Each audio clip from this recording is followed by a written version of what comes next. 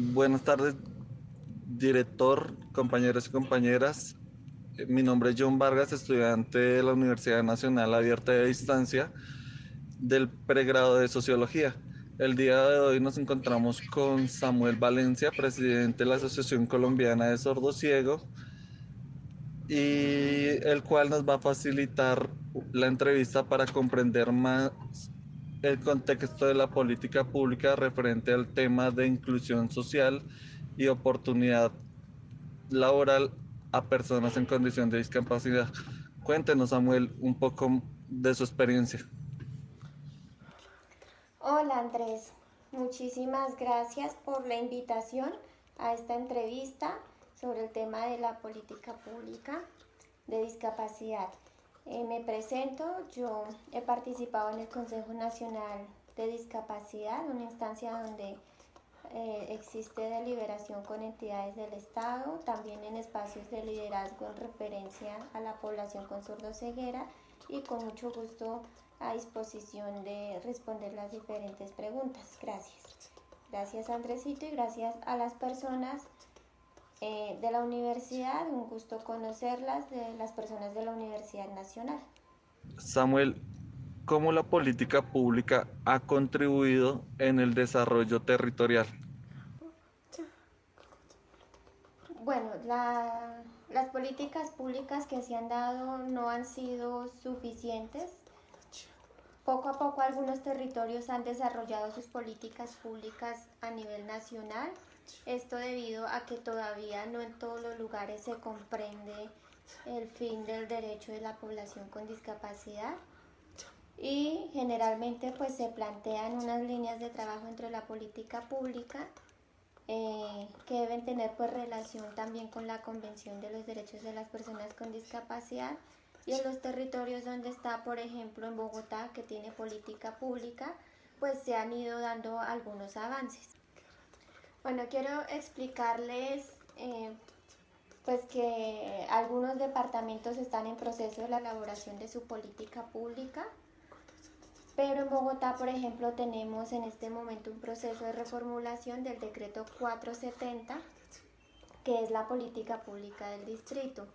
Se están haciendo los análisis, pero una de las cosas que se analizaba precisamente es frente a la relación de los derechos eh, en relación a la Convención de los Derechos de las Personas con Discapacidad.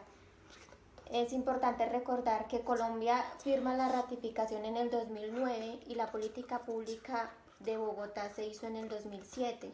Por lo tanto, quedaron quizás aspectos que no hacen una relación directa con la convención, pero que debería corresponder también en esa misma línea frente a la verificación del cumplimiento.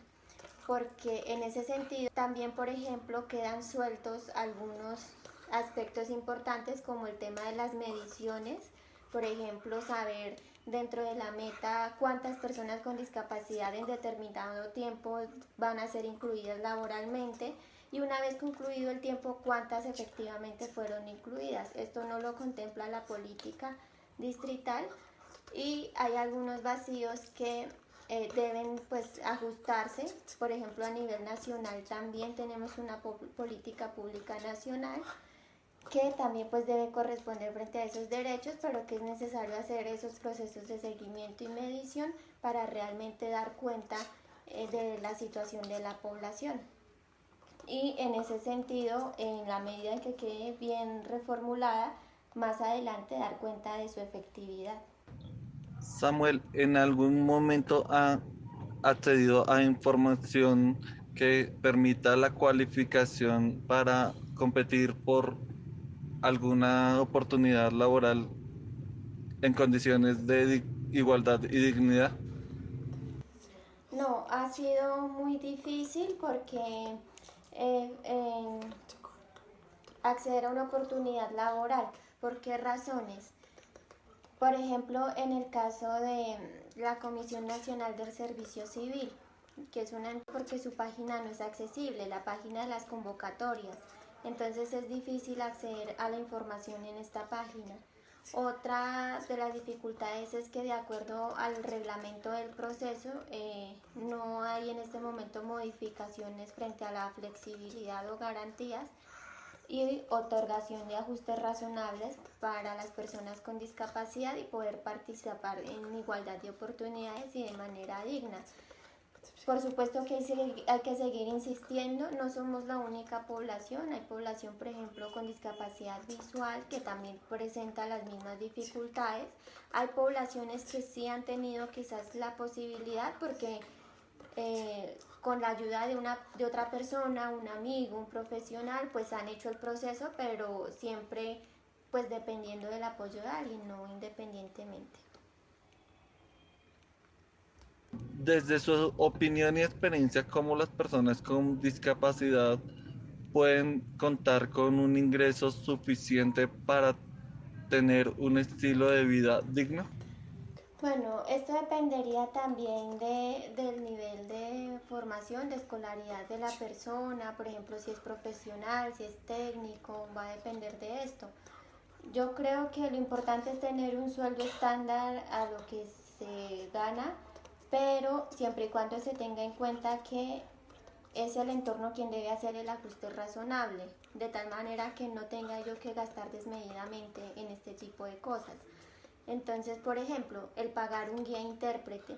Quien paga el guía intérprete debe ser la entidad, de tal manera que cuando me llegue mi sueldo pueda tenerlo como cualquier persona completo y no tener que gastar pagando el guía o haciéndole ajustes a mi computador o otro tipo de apoyos que yo requiero. Entonces, siempre y cuando exista responsabilidad con los ajustes razonables, recibir un sueldo pues estándar está bien. ¿Qué consideraciones se están contemplando en la reformulación de la política pública de discapacidad, teniendo en cuenta que por el grado de vulnerabilidad las personas con sordoceguera y discapacidad múltiple requieren de apoyos y ajustes específicos?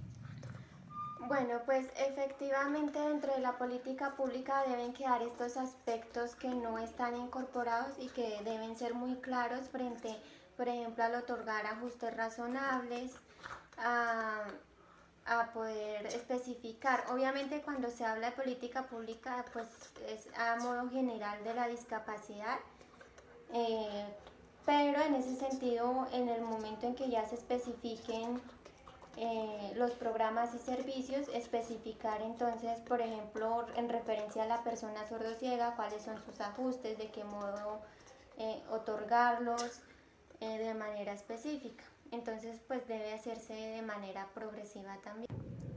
Muchísimas gracias, Samuel, por su disposición y aportes al trabajo de investigación del curso de indicadores sociales. Que tenga un buen día.